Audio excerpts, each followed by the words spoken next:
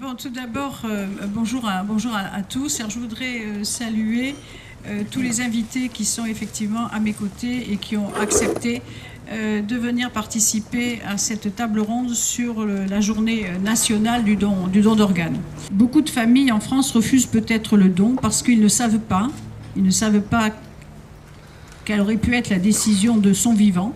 On oublie parfois de dire de son vivant, est-ce qu'on dirait oui? Si demain il m'arrive quelque chose, est-ce que je suis d'accord pour qu'on fasse un prélèvement?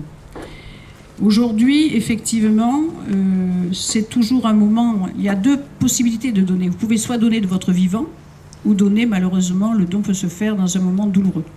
Et ces deux moments sont des moments totalement différents, et ce sont des moments où, à chaque fois, on est confronté, effectivement, à l'acceptation, oui ou non, de cette possibilité de don. La médecine arabe et par conséquent l'islam ne sont pas du tout arriérés ni dans une position conservatrice ou rétrograde par rapport au progrès de la médecine, puisqu'ils ont été à l'origine même de la médecine moderne, pour dire médiévale. Mais il est certain que si en France, des statistiques ont montré que 75% de la population française est évidemment très favorable aux greffes d'organes. Véritablement, l'avancée thérapeutique qu'apportent les greffes d'organes est largement appréciée, partagée et encouragée. Cependant, on a noté que parmi les refus de dons d'organes, et je reviendrai sur le mot don d'organes, 13 à 14% des refus opposés, messieurs, mesdames, pour des raisons religieuses. Donc la religion n'est pas quelque chose de négligeable dans la volonté des patients, de leur vivant, ou des familles notamment, d'accepter de donner l'organe d'un être cher à la médecine. Donc l'islam est loin d'être contre les dons d'organes. Il faut respecter les règles d'éthique qui sont celles de la loi générale, l'anonymat, le don gratuit et la libre volonté. Mais aussi, il faut apporter un plus aux familles d'informations médicales, mais aussi d'informations religieuses, parce que je ne peux pas vous lire tous les versets coraniques concernant la possibilité, c'est pas nécessaire, c'est pas possible, mais je vous garantis qu'ils y sont, et nous sommes là pour former nos aumôniers, pour travailler en équipe avec les services de prélèvement, de transfert, de transplantation d'organes. Merci. Merci, monsieur le recteur.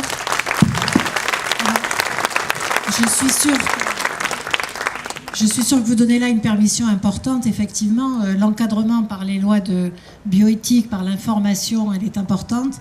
Mais j'ai bien entendu votre appel au niveau de l'aumônerie musulmane auprès des hôpitaux et de l'information des familles. Je crois que c'est effectivement un message important à porter à la connaissance de tout le monde. Je terminerai juste sur l'opinion du rabbinat, on va dire officiel, en Israël et à travers tous les rabbinats dans les pays dans lesquels il y a une communauté juive importante. Depuis 1986, cela a été tranché que la vie est définie par l'arrêt cérébral. C'est-à-dire qu'à partir de là, de très nombreux grands rabbins et grandes autorités dans le judaïsme autorisent totalement les dons, même après la mort, à partir du moment où on le définit comme étant l'arrêt cérébral. Et pour les quelques personnes de la communauté juive pour lesquelles il peut y avoir encore quelques craintes sur ce raisonnement-là, parce que nous avons encore un principe dans le judaïsme, qui est celui de la résurrection des morts. C'est un grand principe fondamental dans le judaïsme. Et beaucoup se posent la question, mais si nous donnons une partie de notre corps, comment, si un jour nous devons revivre, comment est-ce que nous allons réapparaître? C'est avec des parties du corps en moins. Donc beaucoup effectivement de fidèles se posent la question et sont gênés par rapport à ce principe-là. En réalité, il ne faut pas l'être, parce que nous avons un principe, une réponse qui est donnée dans le Zohar, dans la Kabbale, où nous enseignons dans ce texte que lorsque la résurrection des morts arrivera, eh bien, toutes les maladies disparaîtront. C'est-à-dire que le corps va réapparaître comme il était au moment de la mort, et immédiatement, s'il y a eu un membre abîmé, endommagé ou en moins parce que donné à un autre, alors ce membre va automatiquement réapparaître. Et pour bonifier la chose, on dit également que nous n'aurons plus véritablement de vêtements physiques, matériels, nous aurons des sortes de vêtements lumineux qui dépendront de bonnes actions que nous avons pu commettre sur Terre. Et plus on commettra de bonnes actions, et plus les vêtements seront lumineux.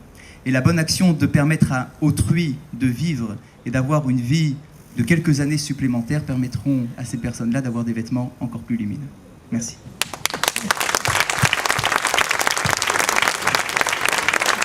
Merci, monsieur le rabbin, c'est lumineux.